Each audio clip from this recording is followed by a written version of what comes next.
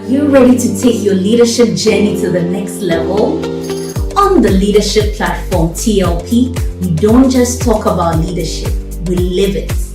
This year, we are bringing you cutting-edge insights, transformative tools, and real-world strategies to help you lead with confidence, purpose, and impact. This year, we have 4 seasons with 50 episodes.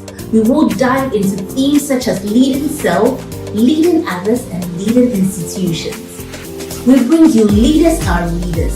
This monthly session focuses on book reviews, discussions, encouraging all participants to read along with selected books on personal leadership and professional leadership. We also have a time with the CEO. In this segment, we dive into the stories of prominent CEOs who share their insights, lessons learned throughout their leadership journey. We also bring you extraordinary leadership stories, highlighting individuals in our societies who are doing extraordinary things. This segment inspires viewers with real-life examples of leadership in action. We will bring you some brilliant minds, courageous leaders changing the narrative of Africa. We also bring you finally the expert-led sessions, which cover a wide range of leadership and personal development topics, providing practical guidance and actionable strategies for personal and professional development. The leadership platform is your go-to space for personal growth, professional breakthroughs, and meaningful connections. I am Joy Bunsu-Schmutz, co-host on TLP, and I will see you every Saturday, 7 p.m. GMT, live on YouTube and Facebook.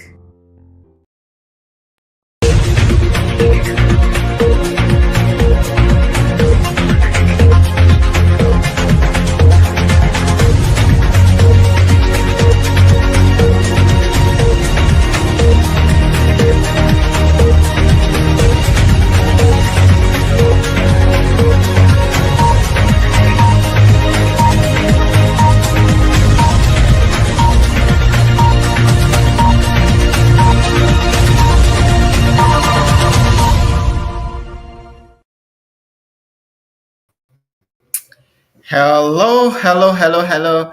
Welcome to the Leadership Platform. My name is Samuel Ayim of CTL Africa Leadership, and the whole team is here to serve you this dinner on our favorite day of the week, Saturdays. This is when we have the opportunity to share with you leadership lessons, personal growth, and we bring you the best of leadership thought leaders to come and share their lessons.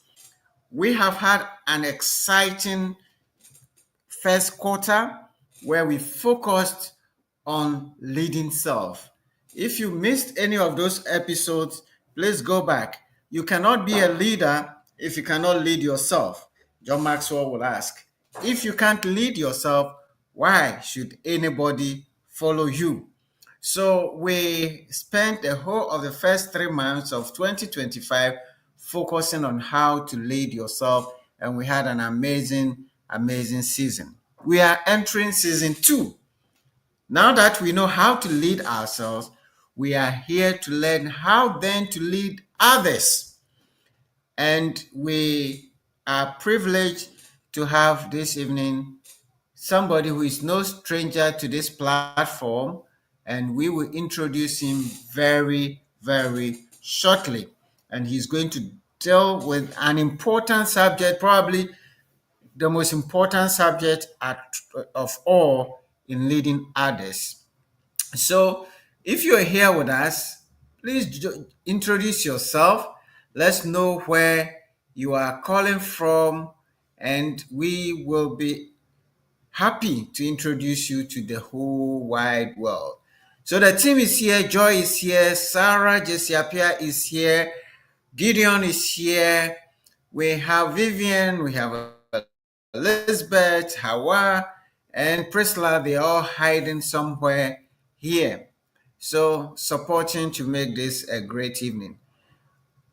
Announcing now, we have our regular favorite commentator and participant, Olivia Okine is here joining from Tema. We have Oburechi, who is also here from Accra. He says, glad to be here this evening. We have Esther Mami Ajwapra. Right. She says she's ready for another great session. Go ahead and introduce yourself so that we can introduce you to the whole wide world. We have here Bless Tete Ujau. All right, hope I pronounced it correctly. Forgive me if I didn't, but that is what I see. Bless Tete Ujau. And he says, another opportunity to learn. Can't wait to learn wonderful lessons. Great. And Esther Mami Pra is joining us all the way from Sweden. Richard King is here from Sunyani, and Ben Aye is joining us from Accra. Go ahead, introduce yourself, and sit back and get ready as we are getting ready to take off. This evening, we are discussing an important subject, the subject of listening as a leader. And the topic is leading in silence. That's a powerful, powerful topic. How do you lead in silence? Leaders are supposed to give instructions. They're supposed to command. They're supposed to order. They're supposed to communicate. So, how does a leader lead in silence? Well, this evening, we are going to learn all about how you can lead in silence. Because if God gave us 2 years and 1 month, there must be a good reason for that. And we are having a very seasoned communication expert who is going to lead us. So if the communication expert says we can lead in silence, I believe him. And this is a person who has been here several times and given us amazing lessons. He's a communication and PR professional and lecturer at Heritage Christian University. He's the director of public affairs of that university, and he directs the university's Truth TV. He is also the acting national president of the United Nations Association in Ghana. You will probably know that I'm talking about Conrad Kakraba. Conrad is a former newscaster and editor at GTV. He was also a former lecturer at JIMPA. He is a minister of the Church of Christ at Heritage Christian University. He wears so many, many, many hats. Beyond all that, he has his own group of companies called Conado Consult, which is a language training and communication consulting firm. So he's doing so many things, but he has a very great history. He's spoken to over 300 youth and church programs across Ghana, and he was adjudged in 2013 as the best journalist in political reporting by the Ghana Journalists Association. He was the first, Ghana's first journalist to be allowed access into the Chief Justice's courtroom. Conrad has done so many, many things, and we are honored to have him here this evening to share with us on the subject of leading in silence. Now, Conrad, you are welcome again to the platform, which is your platform. You've always been with us. So join me on the stage, and you are welcome. See you elegantly Thank dressed you as very much. always. We're Thank you, happy, boss. happy to have you. And Right, it's my pleasure. all right, so Conrad, tell us. I mean, when I look at you, when I look at what you do, sometimes I really get amazed.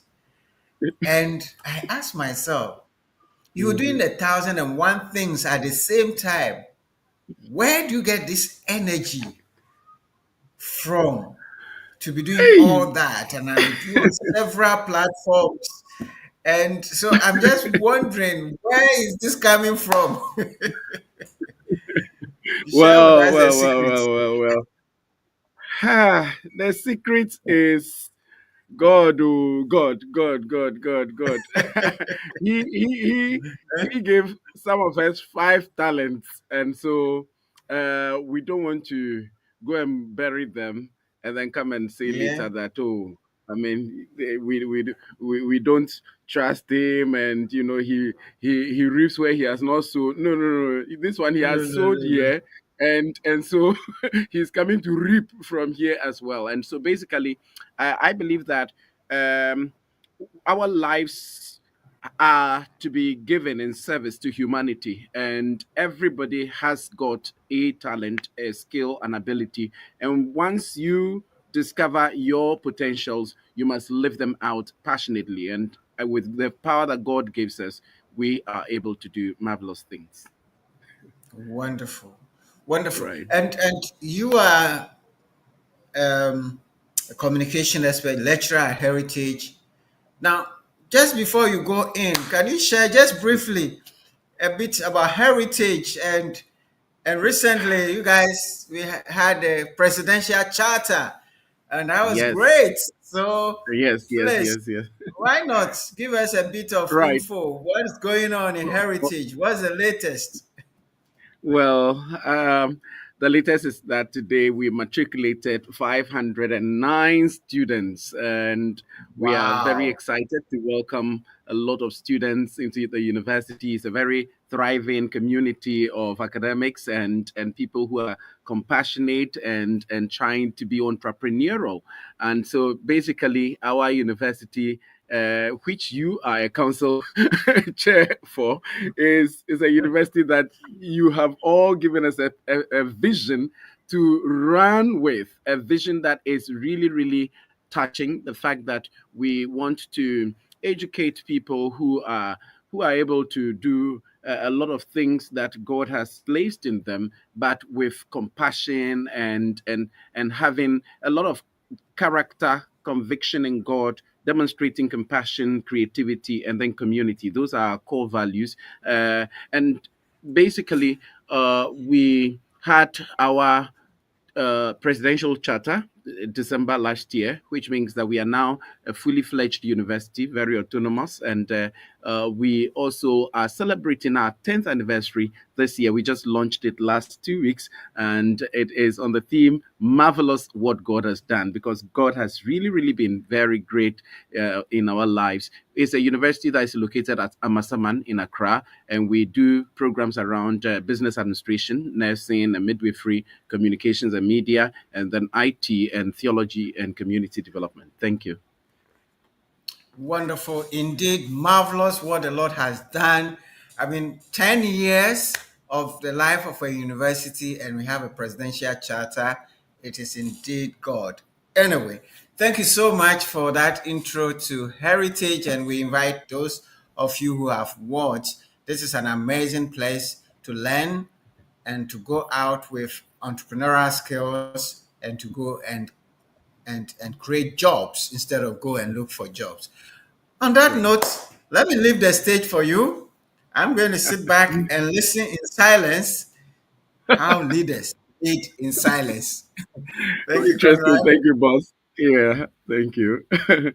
All right. A very good evening to you, and thank you all for this particular time of bringing me here again to come and share the small wisdom that I've also gained from my work that I've been doing in the field of communications, public relations, media, and then helping people to also become better, helping myself become better, first of all, and then helping others to also become better.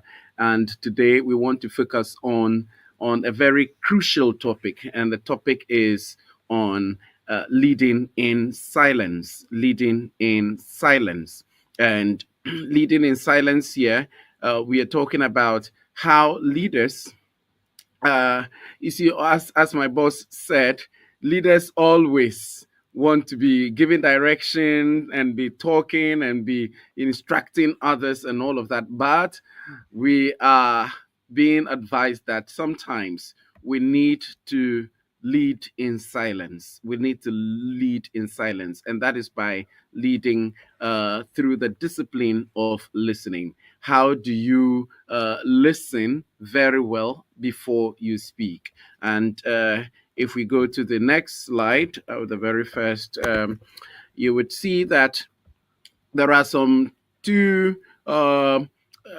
wise men who I've brought here, I've quoted, and one of them is Epictetus. You know, he was a Greek philosopher. He was a Greek philosopher, and he said something that is very, very instructive, and that's about the fact that we have 2 ears and 1 mouth, so that we can listen twice as much as we speak. As my boss said, it's God did not make a mistake to give us 2 ears and just 1 mouth, and so it's very important. Myself, a lot of the times when I have to teach this particular topic of listening, I wonder if I'm the right person to teach it, because I'm a sanguine, and we talk a lot. Our personality type is such that we are always talking, and so the business we found ourselves in, it's all about talking, talking, talking.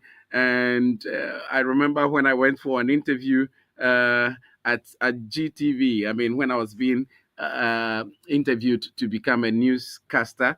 And so they asked me what was my weakness, and I said I was garrulous, and they were asking me what was the meaning of the word, and I said it meant somebody who talks a lot. You are talkative, and so they were asking, oh, okay, do I really consider that to be a weakness? And I said, well, sometimes it's because people like us do not know when to stop talking. And they said, well, it was a very powerful strength for them in the media, because if you are doing commentary, for example, on a live event, 2 hours, 1 hour, 3 hours, you have to keep talking and keeping the audience engaged and making sure that people are not bored, and then they would leave their television sets and all of that. And so there was a need for us to develop that aspect. And so one of the skills that is needed for people who are in the media is for you to be able to talk. However, in the process, we were trained to also learn how to shut up and listen. Because if you are a journalist and you're not just a commentator, you are also somebody who is supposed to carry what people are saying, people are talking about, and then now conveying it to the broader audience. And you need the art of listening. And so we had to be trained and taught how to listen to people, how to really pay attention to feedback, how to really engage people, to be able to let them talk. And so you could see that sometimes there are journalists who are asking certain questions, and the people they are asking the questions do not want to talk, but they will force information out of them. And so that is because the journalists don't want to be saying things for them.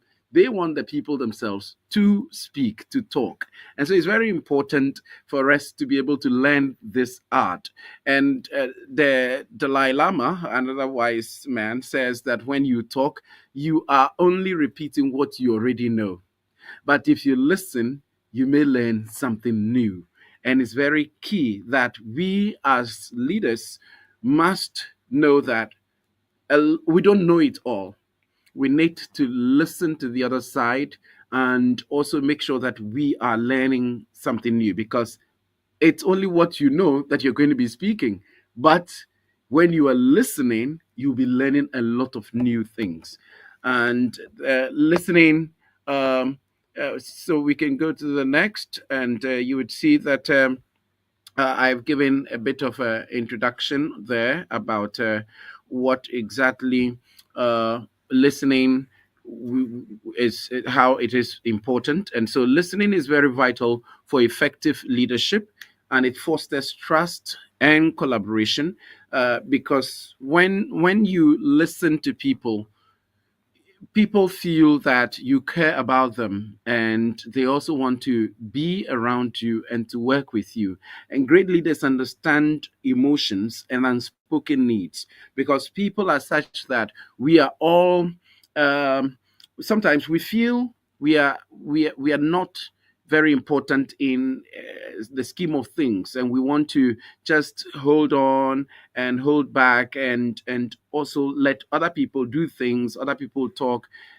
And leaders must watch people who are reserved, people who are just holding back and just trying to be themselves, because they are also saying something. There are things that they are saying in unspoken ways, and we need to be able to understand these nuances for us to be able to lead properly. And so this presentation would explore this whole discipline of leading. Now, the art of listening, is an active process. And so hearing is passive, but listening is active. So here's what I mean. If I'm talking, you can hear me. Once you are not deaf, you can hear me. Once you're not hearing impaired, you can hear me. You can hear that somebody is making some noise, there are some sounds, and you can pick them, and you can try to make meaning or sense of what they mean. That is hearing. But beyond that, you need to now listen, and that is beyond just picking sounds and make sense of them. You now need to understand what exactly the person is communicating, and you are also trying to construct meaning and decode what the person is saying, and also trying to respond appropriately. And then the emotions behind what the person is saying, and also the intentions, you need to understand all of that in the process of listening. And once you're able to do this properly, you can foster trust and build relationships and openness, because people know very well that you care about them, and you do not, you don't mistrust them. You have a feeling of working with them, collaborating with them, and then getting the best impact. Now, the next one, there are types of listening that we need to learn. Everybody thought that, I mean, I was teaching a class, and everybody who came to the class thought that listening was just listening. I mean, we just listen and go. And they were surprised to learn that there were about 8 different types of listening, or seven to eight, depending on how you classify them. And so it's very important for us as leaders to be able to learn what are these various types of listening.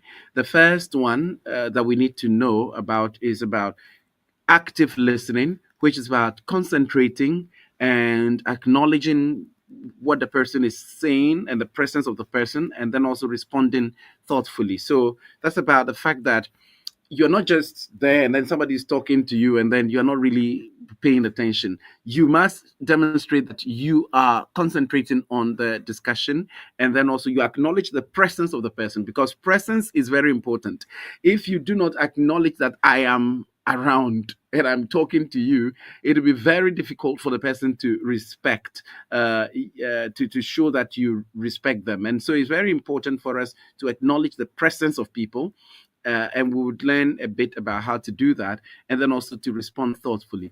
The second type is comprehensive listening. That's basically about if somebody is giving a lecture or some long verbose conversation, how do you extract the key facts from it and then make sense of what the person is really driving at? So that's a long discussion, and you are trying to just get the key facts from it. That's comprehensive listening.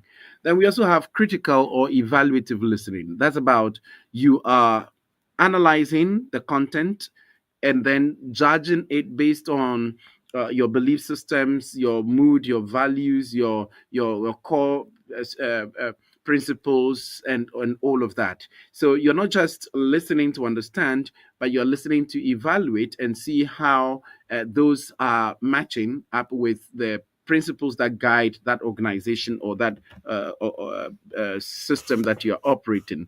And so that's critical listening. Then there is dialogic listening. That's the number four.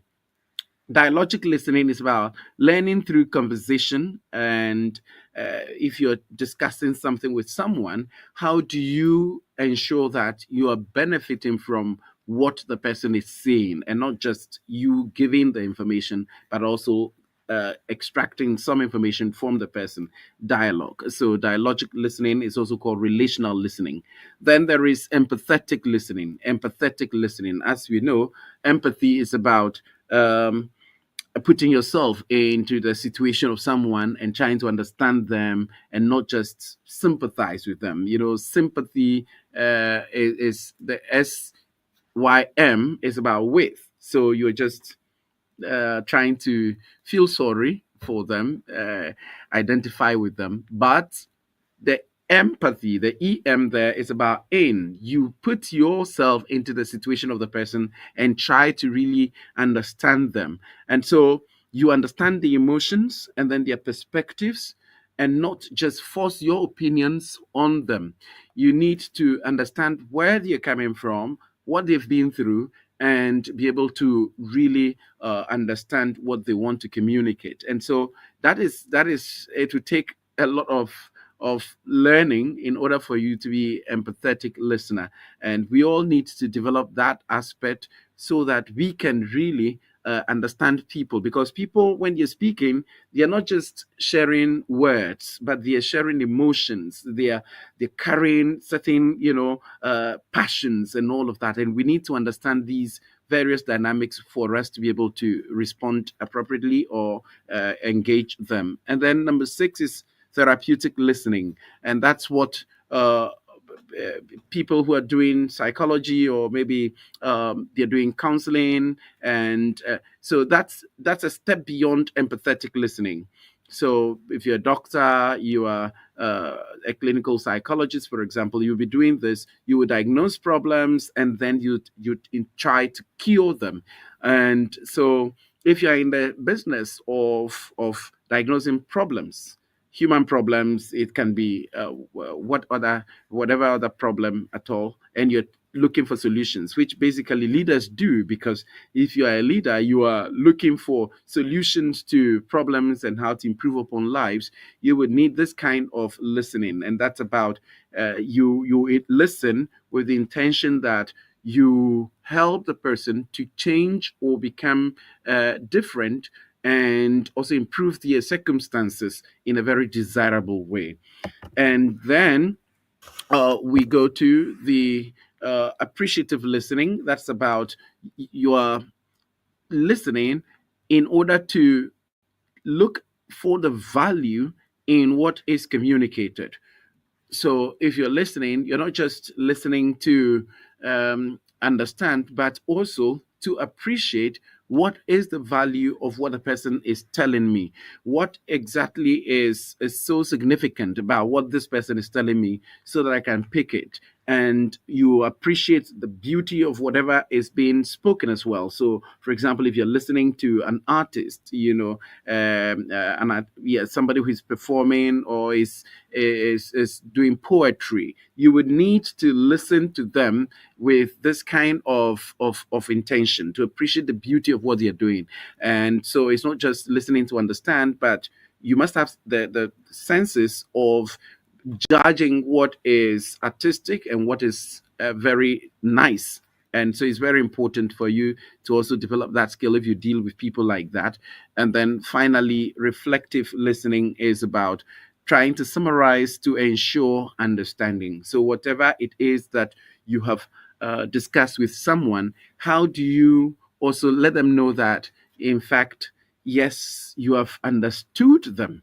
And so you, in your mind, you should be taking some notes or making some pointers that you can now communicate to the person and show that, yes, indeed, I've understood you. And because mostly people listen, but they are not able to retain much of the information. And if you're a leader, you need to show that, yes, if you listen, you retain.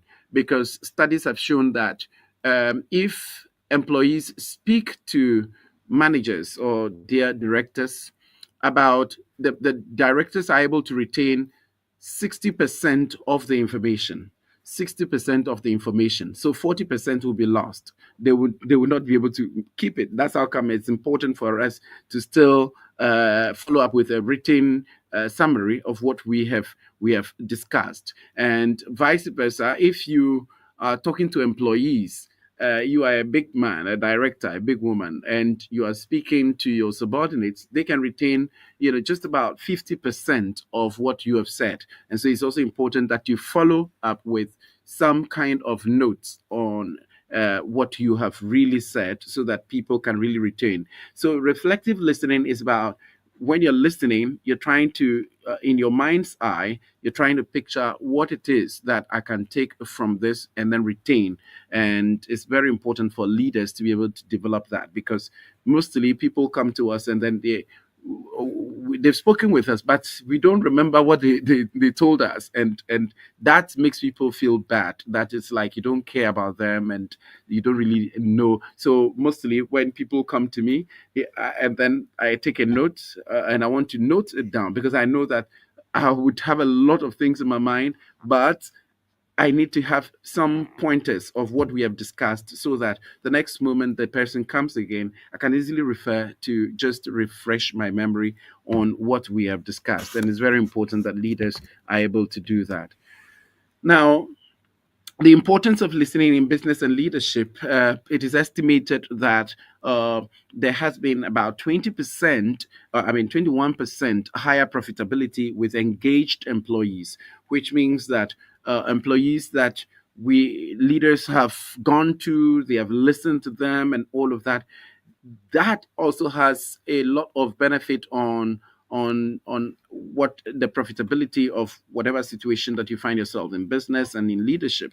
And so if you do not engage them, that is going to affect our profits as well, because people are not going to really feel a part of the business and the organization, and then also be able to give off their best. And so there are higher retention rates for employees because they have been listened to, and so they feel like, okay, this is a place I can really be. And it helps the leaders also do better decision making, because they are engaging with the employees and really listening to their needs. And so we shouldn't lead with the aim of just charting our course and then not listening to anybody. We must ensure that we are also paying attention to others.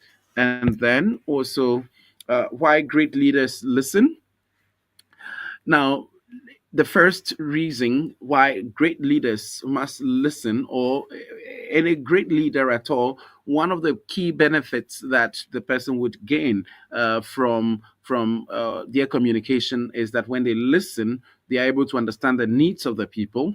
They're able to encourage innovation, because you get to people and they are able to they themselves, they're able to create, they're able to bring out the things that you've been thinking about, and you give them room to be able to do that. But if you're not listening to them, they will just be following you and then not also bring what they can creatively develop in order to bring about innovation in what we are doing. And then also, we great leaders listen, in order to build relationships, because leadership is a lot dependent on relationships. And if our relationships are broken and we cannot really connect with people, it's very difficult for us to be able to lead.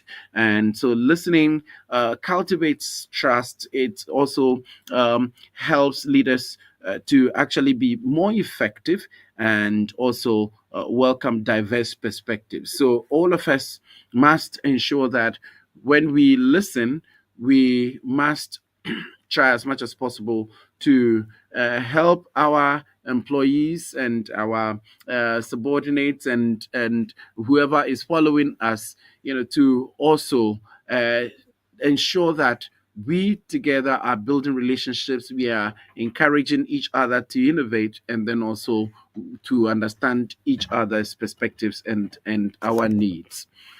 Now, here are some barriers to effective listening, or why some leaders fail to listen. Um, if you're in a habit of interrupting all the time, when people are speaking to you, when people are conversing with you or giving you ideas, and it's all interruption, it will be difficult for you to really listen. Of course, sometimes you can pause. I mean, you can, if you need to pick a point, you in the middle of the conversation, you need to really understand something, you can pause and then ask for clarification of that. But if every sentence the person makes you need to interrupt, it would be difficult for you to understand the person and listen properly. And then faking attention and tuning out, of course, this is something that if you are pretending to be listening to the person and you are engaged in other things, so you are doing something else, that of course would not help you listen properly. And so don't fake attention, don't pretend like I'm listening to you but I'm actually not getting in anything. It shouldn't be so. And then becoming emotional. Yes, we all have our nerves, our touch points, and certain situations that make us become very emotional and very charged and angry and all of that.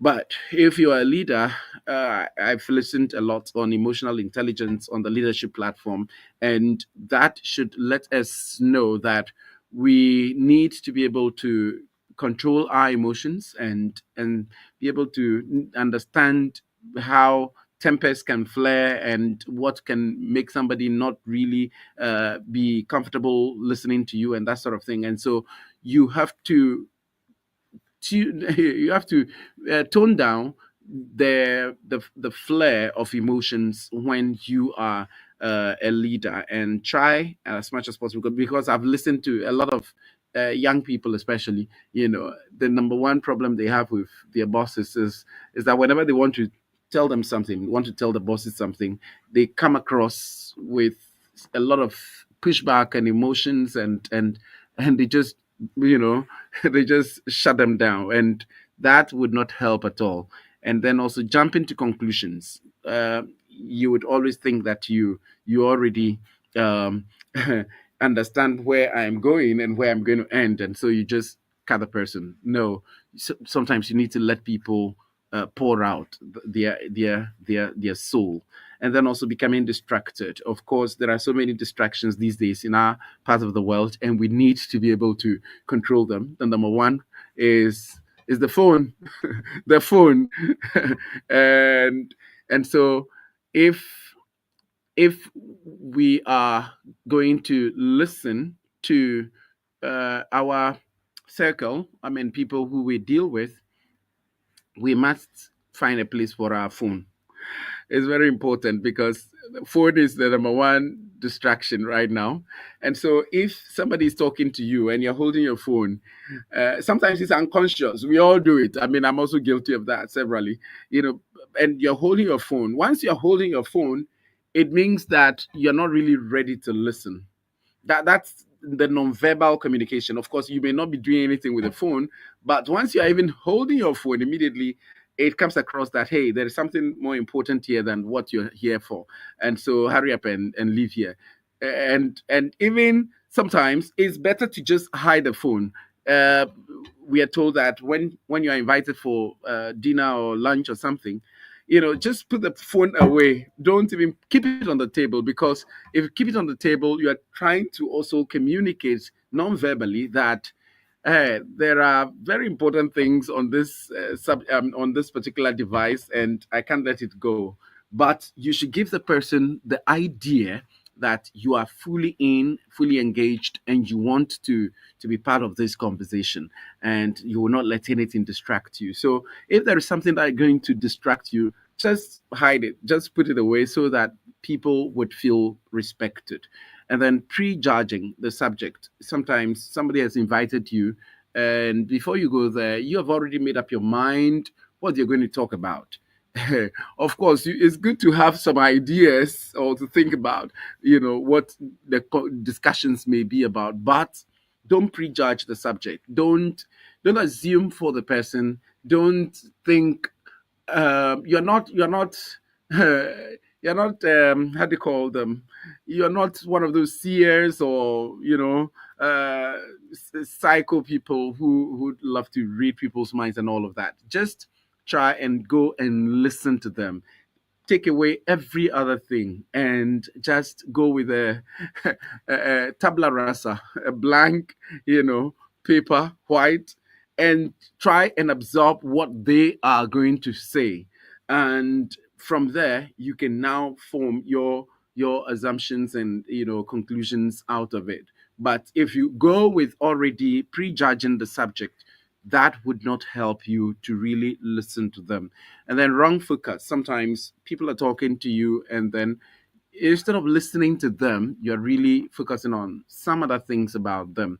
Of course, if the person is not dressed appropriately, you may be focusing on their dressing and their mannerisms and all of that, and lose the main subject. But make sure that you're not losing the main cracks of what they're saying, and then focusing on other things, and then also gathering only facts. Sometimes, yes, if you're listening to people, some leaders would just be gathering only the facts and not also looking at how is the person communicating it. Yes, so it's very important for you because if you teach nonverbal communication, we are told that it's only 35% of things that we communicate that are said verbally, as in we say them, but the rest is about nonverbal communication. It's about other things that are not spoken. And so the way the person is looking at you, or the way the person is, pausing or not pausing, or is rushing, all of those things count towards ensuring that you understand the person holistically. And so don't just gather only the facts, but also look at the other things that come along with what the person is saying. Then inflexibility while listening. Of course, you may have had some thoughts about that particular issue or subject matter, and you are not ready to revise your notes based on what the person is saying, and that is not right.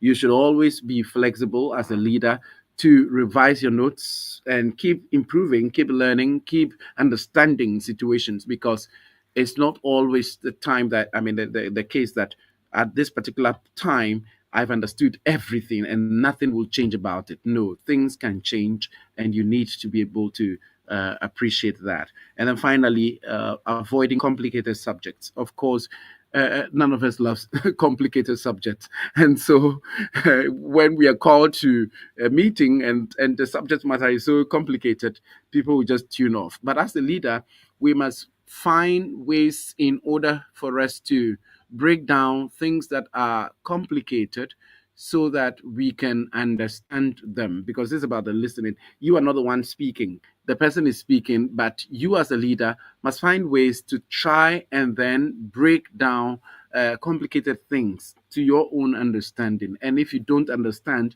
you have to find out a bit more about it. So we shouldn't just avoid complicated subjects that are not interesting to us. We must find everything that is being said to us that we need to understand, that we need to know.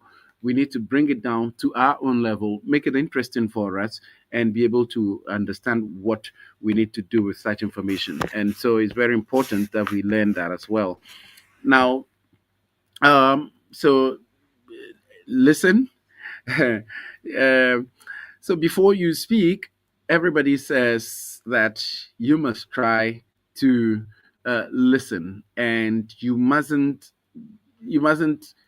be interested in just talking and talking and talking, but you must also pay attention to people before you speak, because that would give you some information. You will be able to gather information and then also understand their emotions, and then it will also demonstrate that you value everybody who is present. So when you go for any discussion or meetings as a leader, you need to gather information from the people who are present, and show that you understand what they feel before you go and then give instructions on the situation.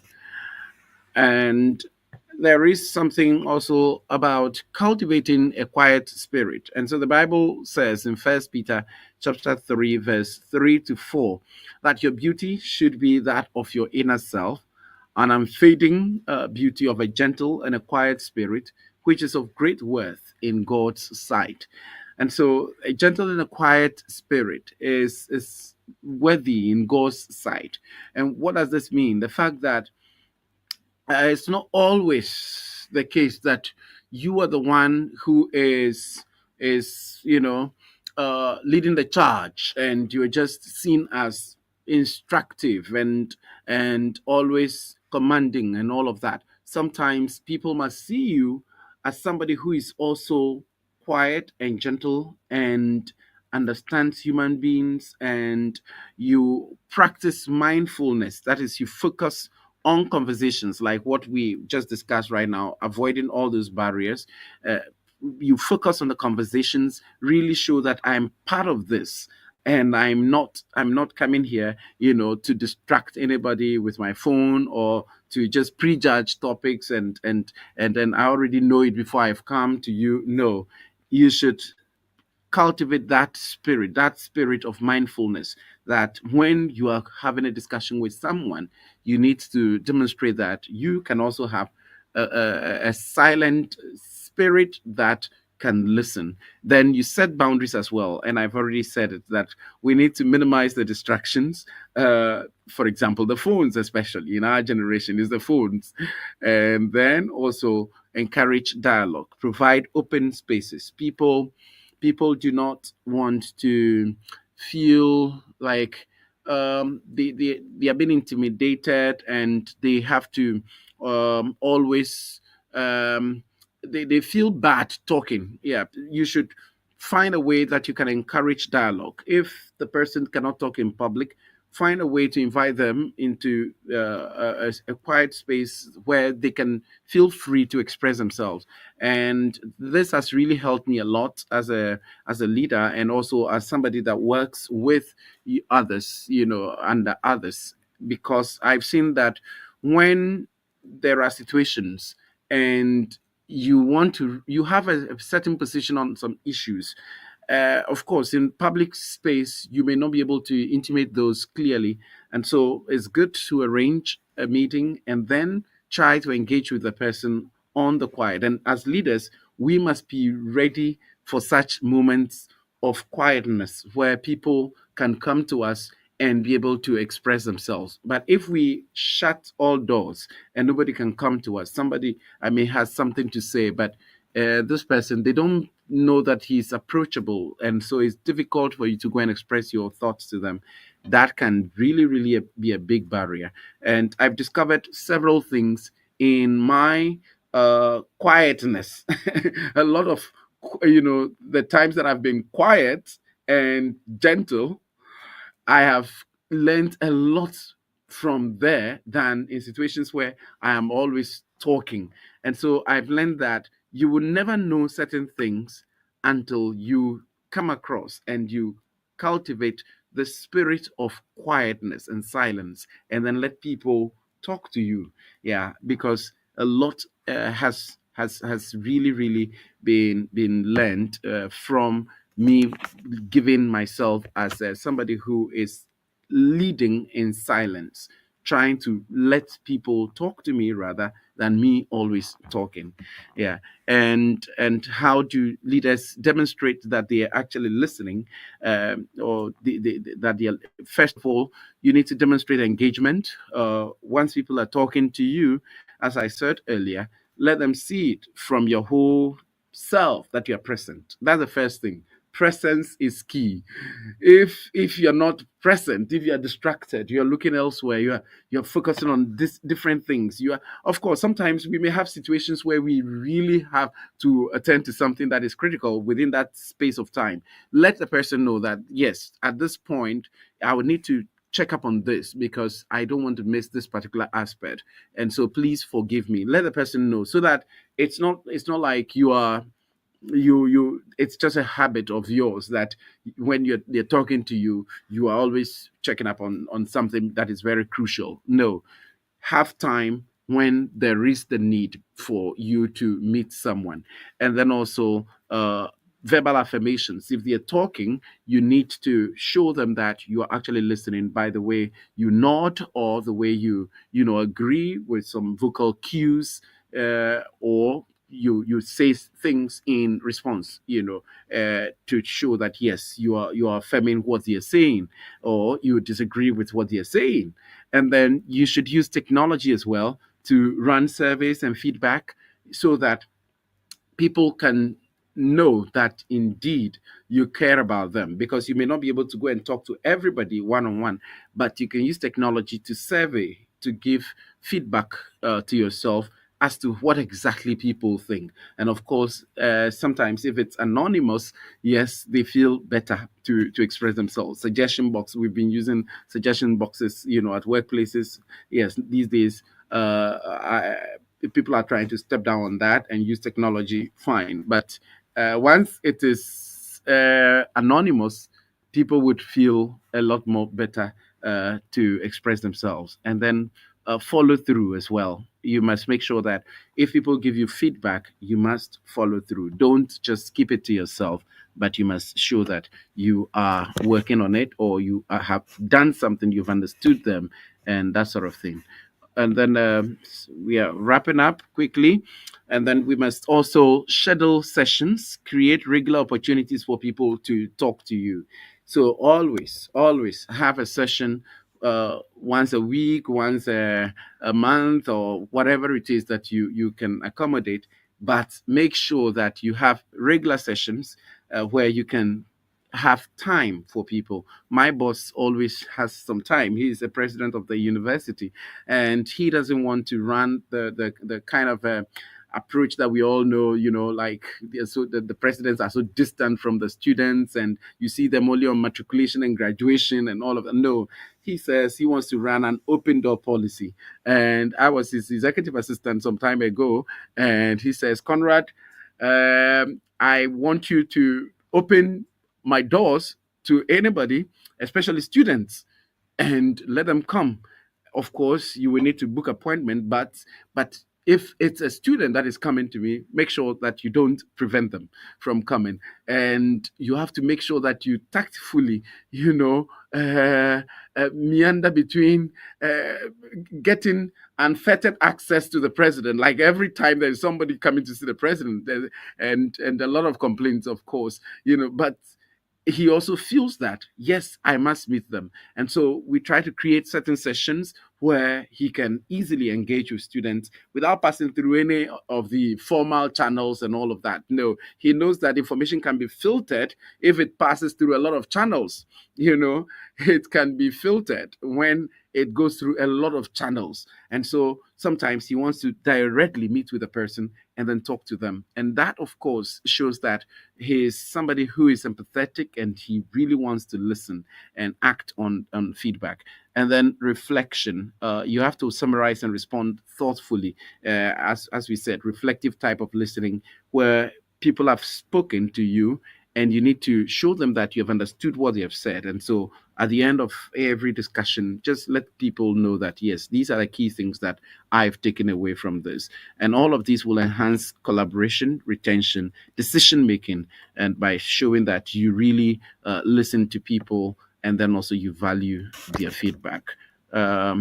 In conclusion, listening is a very transformative skill that separates good leaders from great ones. I want to be not just a good leader, I want to be a great leader. And so now I'm in the school of listening. I am practicing this discipline of listening personally. And so when I was asked to bring a topic to speak on the leadership platform, it just clicked that, hey, let me draw attention to this, because it's something that we all do not pay attention to. We always think, oh, because I teach communication skills, and everybody comes to me and then they want to learn communication skills. They want to learn communication. They want to communicate better. They want to do public speaking and all. But nobody comes to me. Nobody, in fact, nobody has come that I want to learn listening skills. Nobody. And but I incorporate it in the communication skills these days, because I see that it's one of the key problem spots in communication. And so personally, I am learning this discipline, and I think that others must also learn in order for us to be good leaders. So leaders who effectively and actively and empathetically listen can foster trust, enhance team collaboration, and drive better decision making. And by mastering the discipline of listening, leaders create an environment where innovation thrives, communication is very clear, and then individuals feel valued, ultimately leading to stronger, more successful leadership. And finally, listening, somebody says, that's Dr. Carl Augustus, says that listening is a magnetic and strange thing. It's a creative force. The friends who listen to us are the ones we move toward. And when we are listened to, it creates us, makes us unfold and expand.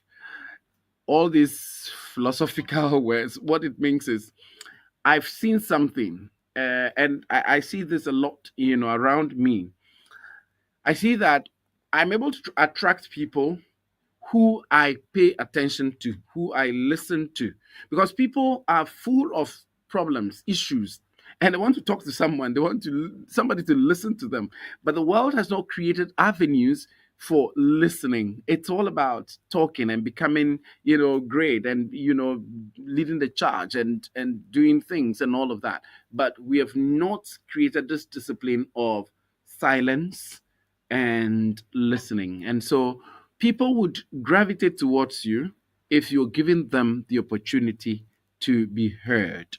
And if it's not just you talking, but you are listening to them, understanding them, and then making sure that you are also helping them to create themselves better, and also to unfold their potentials and expand their worlds. And so it's very key as leaders for us to be able to do this. And this is the note on which I end today's discussion.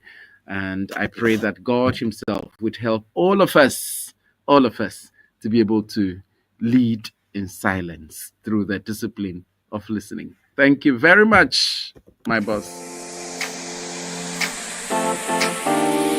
Is your team ready to soar to new heights? At CTL Africa Leadership, we specialize in transforming potential into performance. Whether it's mastering winning with people, enhancing emotional intelligence, decoding human behavior, or strengthening team leadership, we've got you covered. Dive into personal leadership and elevate your corporate governance standards. Our tailor-made programs are designed to unlock your team's full potential. Don't settle for ordinary. Be extraordinary. Book a discovery call with CTL Africa today, and let's design a development program that transforms your team. Visit our website www.ctlafricaleadership.com.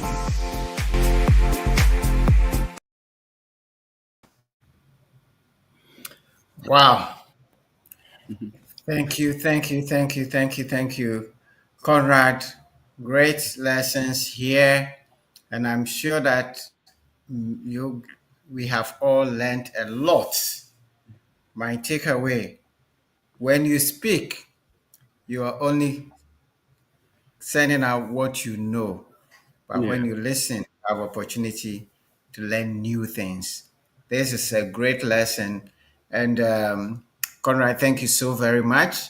I'm seeing a lot of comments. So let me just quickly go through some of the comments for you so that we will see if there are some questions. I'm hoping they'll bring some very difficult questions for you to answer. All right. So we have, um, all right. Richie Conrad is a big man. And so my mentor and dad. I like his energy in everything he does. God bless you. Great. We have Patience Amo from East Legon Hills. The rich people are here. All right. And Olivia says many academics and youth, I believe. And congratulations for all our Creator has done. Surely marvelous what the Lord has done. Glory, hallelujah. All right, great. Hey, Kwame JB, listening from the United Kingdom. Charles Odo is here. Great to learn from you here once again, Conrad. Watching you from where is that? Senegal. All right, great. Michael Usu is here from Sunyani. Jas Mauli is watching from Takwa, all over the country. Yes, Mr. Conrad can talk. So, He was my former student. all right, Samuel Ovosu, great to hear from you, Daddy. And Isaac Aiku joining from Dar es Salaam said, very grateful to join. Eminent Ghana says, nice. Agbeko Noah, great lesson being delivered. I'm looking for the questions before I bring my own. The phone, a major distraction, true. Aofiajo from Domi, Accra. Rosemary Gazy, great delivery, Conrad. Keep it up, bro. Proud of your exploits. All right, you have some fans there. Abedonko, CK on air now. All right. Yes, he was on air. Esther Mankwa says, great delivery. Samuel Ofosu, how do I exhibit emotional intelligence in the student leadership space? All right. So Hey. that's one question for you. How Mm. does the student leader demonstrate emotional intelligence? And Olivia says, I equal to you, Director Conrad, for the insightful sharing. Surely need to listen all over again. Great. So, um, so one question there for you, and Samuel wants to know how does he demonstrate emotional intelligence as a student leader? Mm. Now, and I want you to answer that, Mm. and as you answer that, I mean, when you have a team and the team is not doing what you've told them over and over and over again, what do you do? Where there's a listening coming, you've said the same thing over and over and over. What may be going wrong, and how will listening help for them to get what you have said over and over and over again? And because sometimes the leaders have a tendency of repeating the same thing over and over and over and over again, and they are not being heard. What's going on there? Okay. Uh, I lost you a bit. Can you repeat your question? Okay, so my question is, Yes. Yes. sometimes as a leader you Yeah. have given instruction or given a directive over and over and over, and the same things are being done that you correcting over and over and over. Right. Right. So what is going on there? um you know, you're saying the same thing every day and they're doing the same Yeah. thing every day. Where will listening come in? What will happen? What needs to give so that can break that cycle? Right. Right. Right. Okay. Let me start with that, and I'll end on the leadership, student leadership one. Okay. So I think that uh, we human beings, we are very interesting.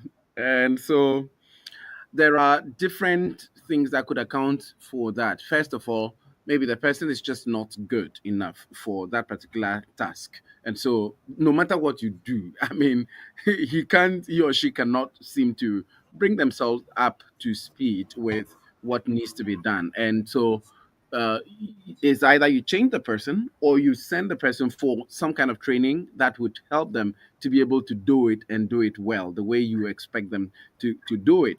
There is somebody who I was just chatting with right now before we came on air.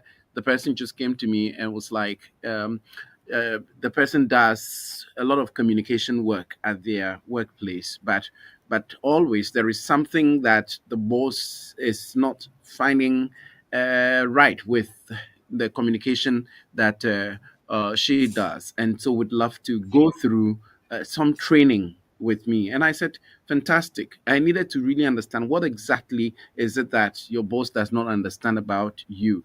And I'm now trying to diagnose that. But seriously, that is it. Sometimes it's just that the law of the late, you know and you've been telling us that it is very important for you to expand your capacity, because if you are not able to expand your capacity, there is no way you can lead at certain levels or do certain things beyond a certain dimension or level.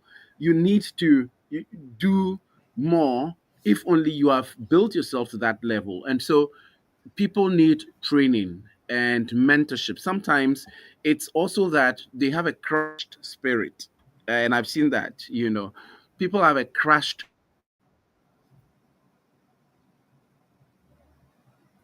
yeah, sorry. People have the ability, they have the potential, they have everything, they have all the skill that We're losing you. sorry, the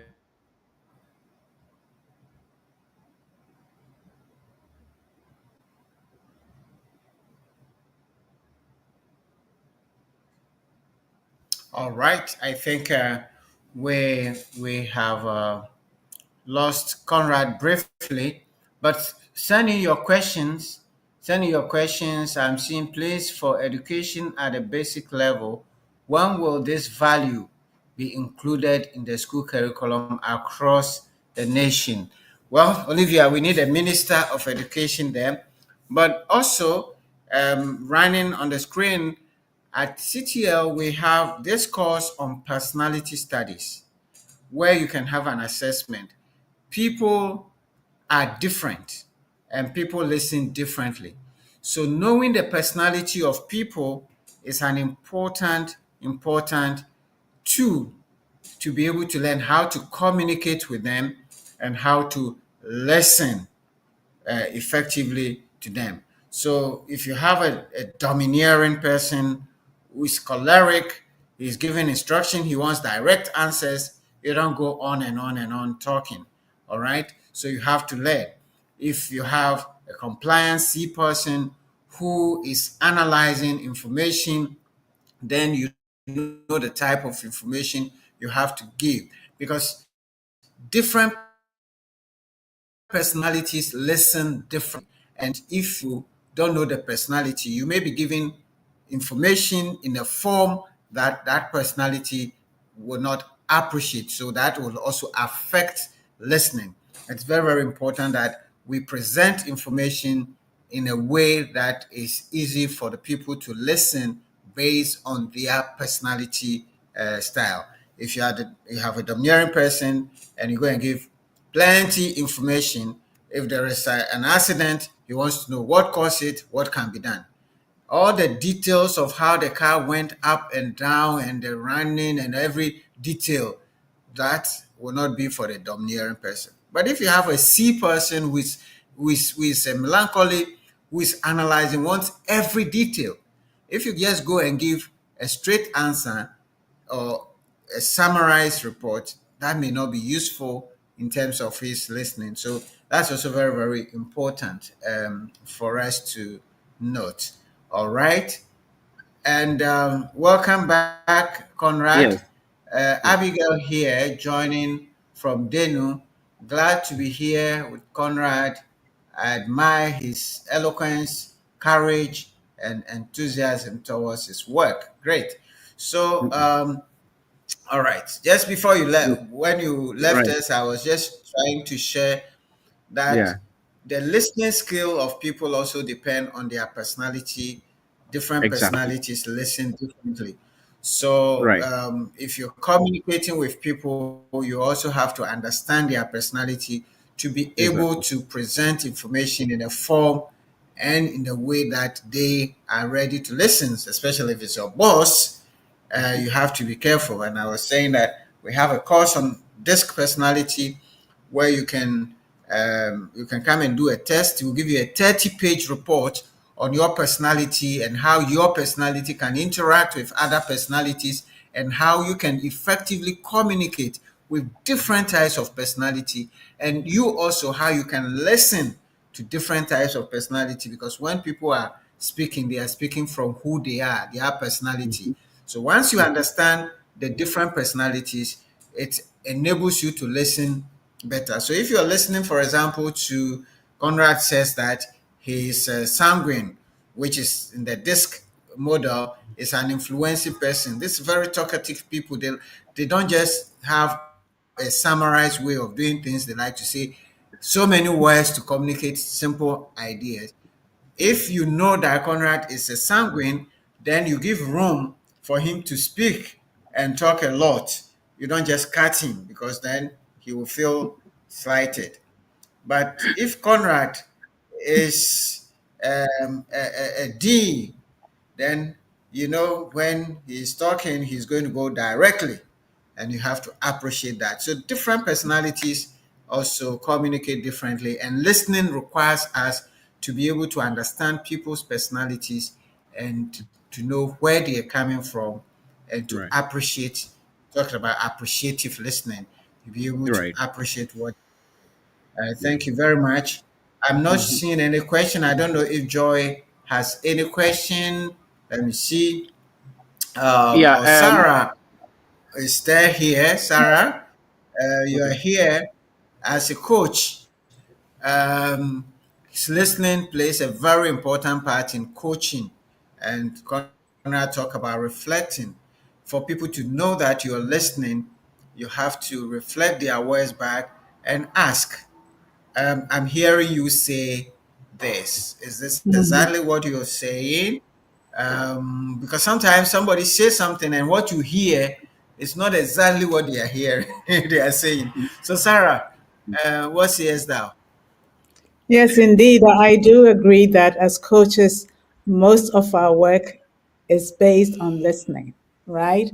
And reflective listening is one of our core skills that we do have, and summarizing and then posing the question, did I hear you right? If not, then the person will be able to add. One other thing that I really loved about what Conrad said was also the fact that you don't come into a conversation like coaches with a prejudgment saying, I know about this subject. As coaches, we come in with an open mind, a beginner's mind, really to work Mm-hmm.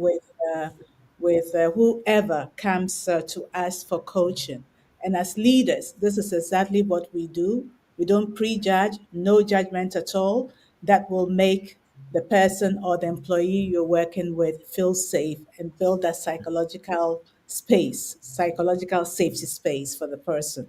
So I do definitely understand what Conrad was trying to, what do you call it, to convey. And also this skill of being the different stages or different types of listening, the appreciative side, how you even acknowledge your client as to what they are saying, that you do appreciate where they stand and what caused them to maybe act in the way that they are sharing with you. And if they are celebrating something, how you appreciate them also makes them feel valued. So these are Mhm. some of the takeaways that Yeah. I took with me for my Right. coaching, coaching space. Yes. So, Conrad, thank you so Wonderful. much for that. Yes. Right. There was a Now, question on Olivia has student an leadership. interesting question. Yeah, Yes. sorry. Olivia also has an interesting question. It says on active listening, does our cultural background and upbringing affect developing a listening character? As Africans, yes. As Africans, we are actually taught not to speak. We are taught to keep Exactly. quiet. So we should be Exactly. listening actually more.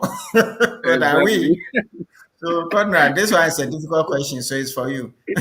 Yeah, I mean, you have answered it for me. Thank you so much. Because for us, as young people, we are told that we must always listen, and so we cultivate that spirit. I should.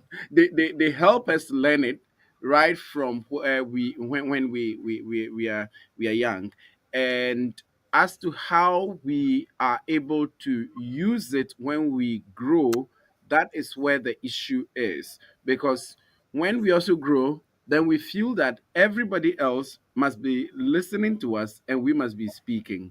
And it shouldn't be the case. Yeah, because once you assume the director position of a company, manager, supervisor, then you now take that attitude that we are taught at home, that it's only the elders who speak and all others must be listening. And we must now try to flip it a little bit and then see how to balance it. Of course, the elders must speak, but the elders must also listen in silence. Yeah.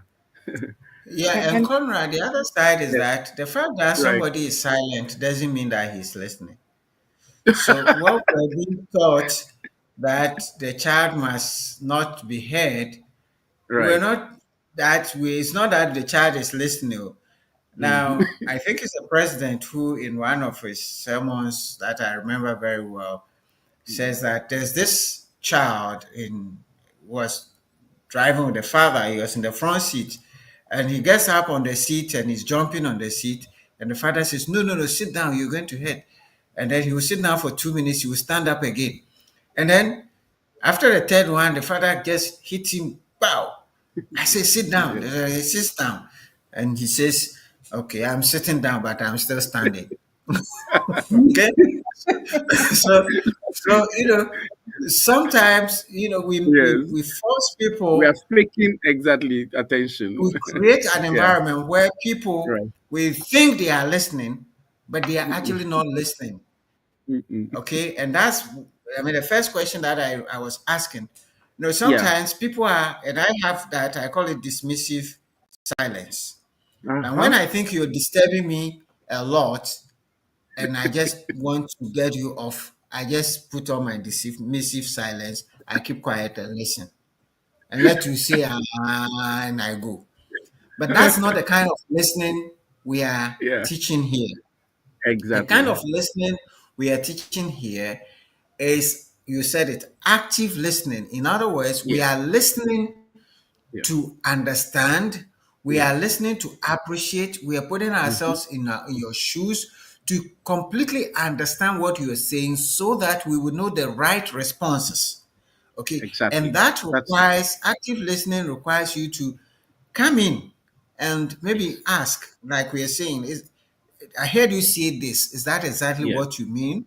So that when I know exactly what you mean, I will know the correct response. But if I Right. just keep quiet and let you talk for 1 hour and I come back, I may not have understood you.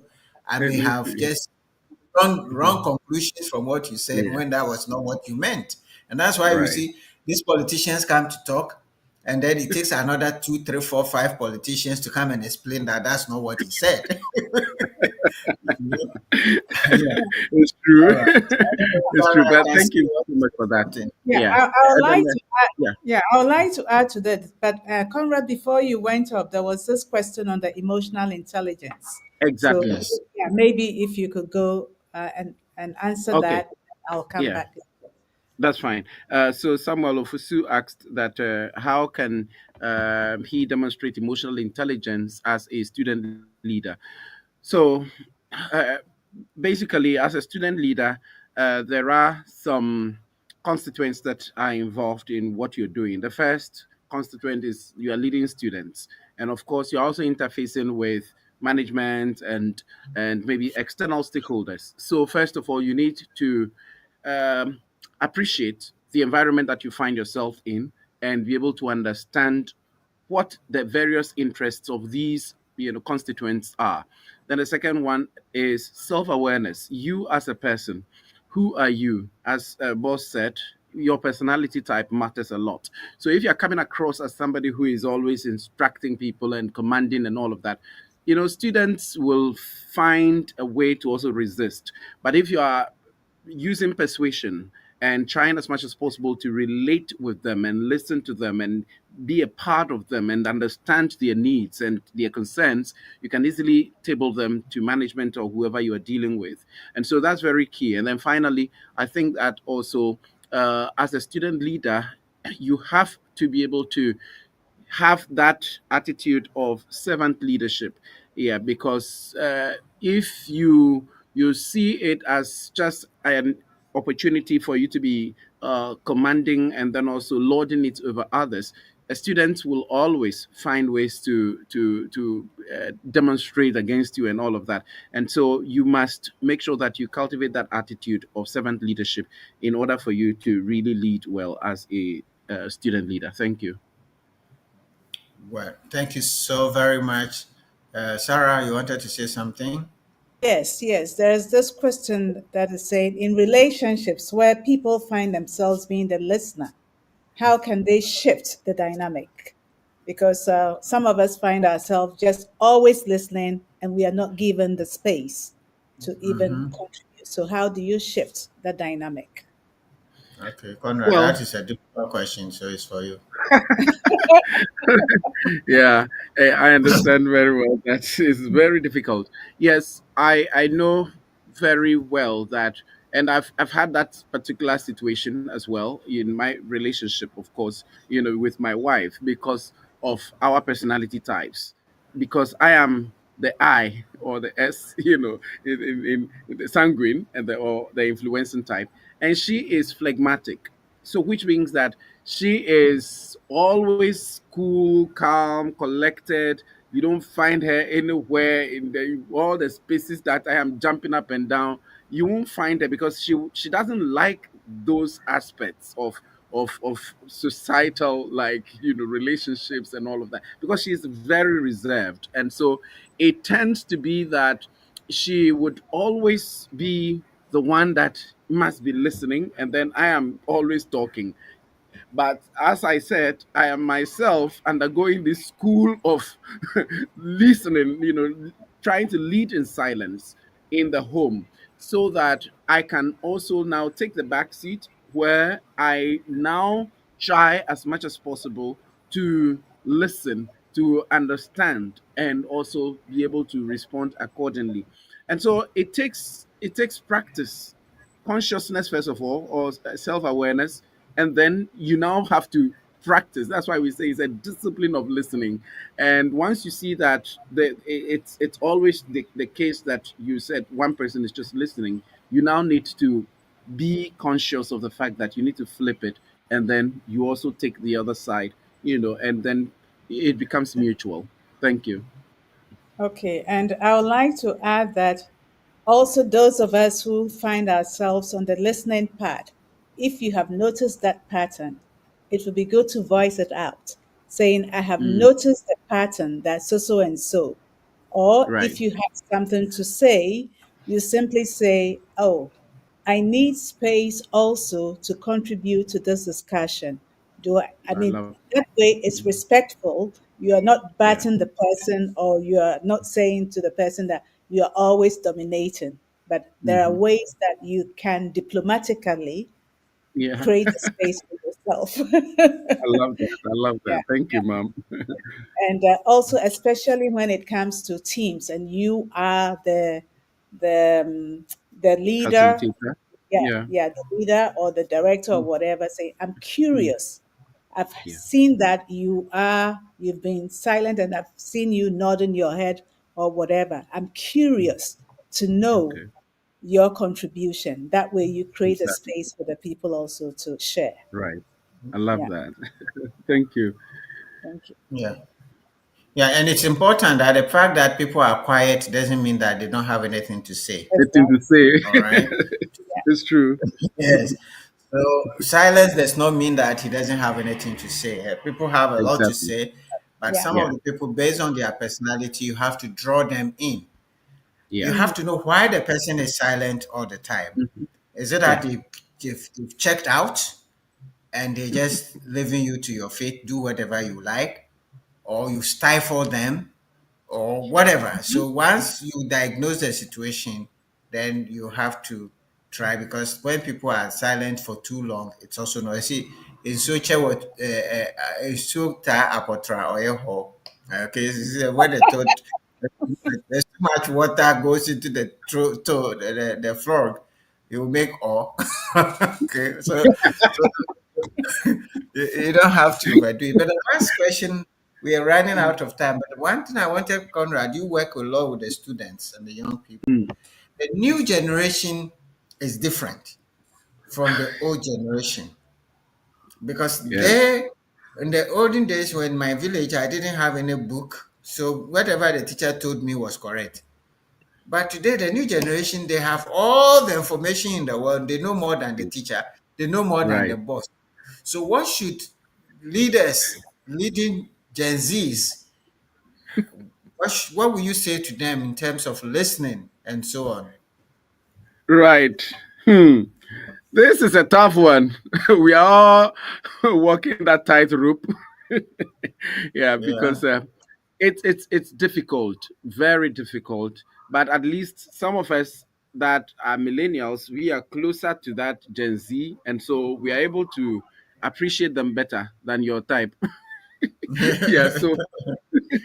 So what I've been able to gather is that they think that there is that generational rift, and of course there is, where there are different mindsets, attitudes, values, everything, technologies and opportunities in the various generations, and theirs abound, like they have everything, and they feel that because of that they are better off than your generation, and that is not what we are to encourage. As leaders, we should find what is good in the previous generation and what is good in my generation and what is good in their generation, and then try and then let them understand that these are the various things that we have picked from the various generations. These are good, these are not good, and that we should try as much as possible to bring the blend. And one thing that I also do with them is to ensure that I let them really express themselves. They create very interesting scenarios where they can really do what they want to do and express themselves. They want to use social media and platforms. They want to do TikTok stuff. And every for them that's like their dictionary. They've no none of them has a dictionary. They've never bought one. They don't need one. And so where they learn is online. And so whatever they would love to use, let them use it, but try to help them filter what is good and what is not good, because they are also very narcissistic. That's a big word. That's about self love, as in like they are in love with themselves. And so we have to try as much as possible to let them identify the aspect of looking at the other person and not just themselves, because everything is about me and what is good for me and what I think, and not what you think. It's never about the other person, it's all about themselves. And so as leaders, we need to create a space for them to be able to understand that the world has changed, their world is different, but they need to also appreciate some qualities from the various generations. And then also, they need to look at the other person, because the other person is never in their dictionary. And that's very key that we need to look at. Thank you. Thank you very, very much, Conrad. I think all too soon our time is up. So we better start learning what we have learned to keep quiet now. So we'll keep quiet and then listen to your final words, and then we'll hand over to Joy to close us. So, Right. Conrad, your Yes. dessert. Okay. My dessert is just that I just realized that I've not been listening enough. I used to be very very reserved myself when I was growing up. So all the people who know me from secondary school, they know me to be a very reserved person, very very reserved. So they didn't. But they were so surprised to see me in public space and on television, national television, and blah blah blah. But it was because I was trying to fight that reservedness, that spirit of being so withdrawn and always listening to people and not being able to talk. But in the process, it became too much for me because I was trying to develop my personality, and it wasn't too good that I was becoming too much of a talkative, you know. But I have now consciously realized that I need to also learn the discipline of listening. And I think that all leaders need to pause at a point and then start, learning this discipline of listening. And I think that today is a reminder to all of us to lead in silence through the discipline of listening. I thank you all for your time. God bless you all. All right. God bless you so much. This is the beginning of our second season, Leading Others. And we're going to bring you in the next 3 months, we're going to bring you a lot of leadership lesson on how to lead others. As we said, first quarter was leading self. This quarter is leading others. And this is a good way to start leading others by listening, leading in silence. We want to encourage you to share and subscribe to our channels and to share with all your friends and invite them to the leadership platform. There's so much you can learn. Again, our catalog for the year is out. We encourage you to get your HRs to take copies and to invite us to your organizations. We can design customized leadership lessons for you. And for the HRs, heads, and managers who are worried about the next level, you want to talk to us about our Step Up program, where we have designed a 6-month accelerator program to help you position and develop your next level through masterminds, master classes, and coaching sessions where we intentionally prepare your next level so that when positions have to be vacant, you don't have to scramble for that.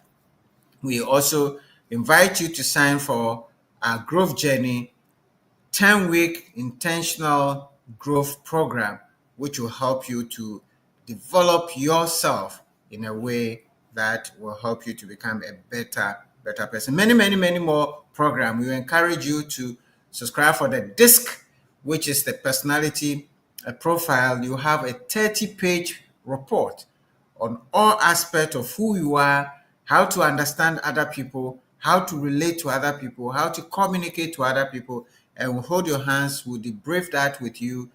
We can come to your organization also and help you understand the personalities of all your team members so you'll be able to relate better. On that note, and many, many more to come, Joy, was the book that we are reading next week. This month, we have a book that we are reading.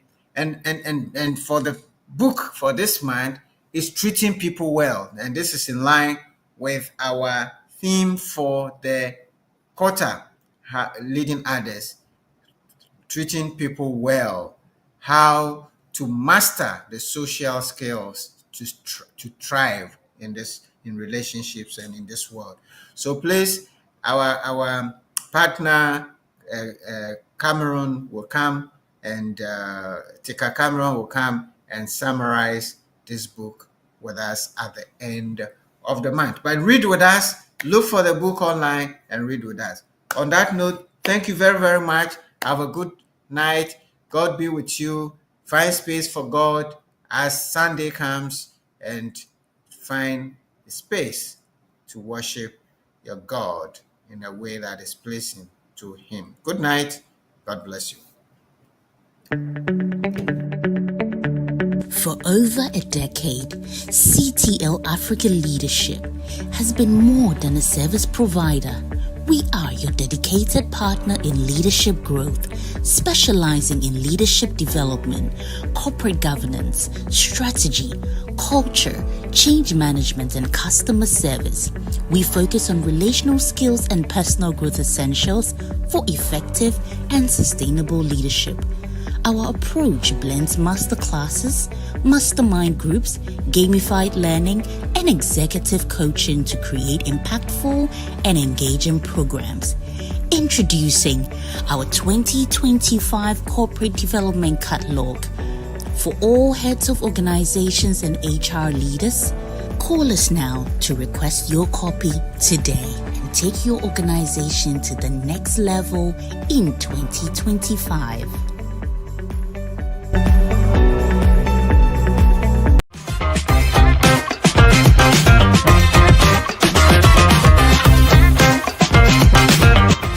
And by the way, if you haven't subscribed to our channel, do that now.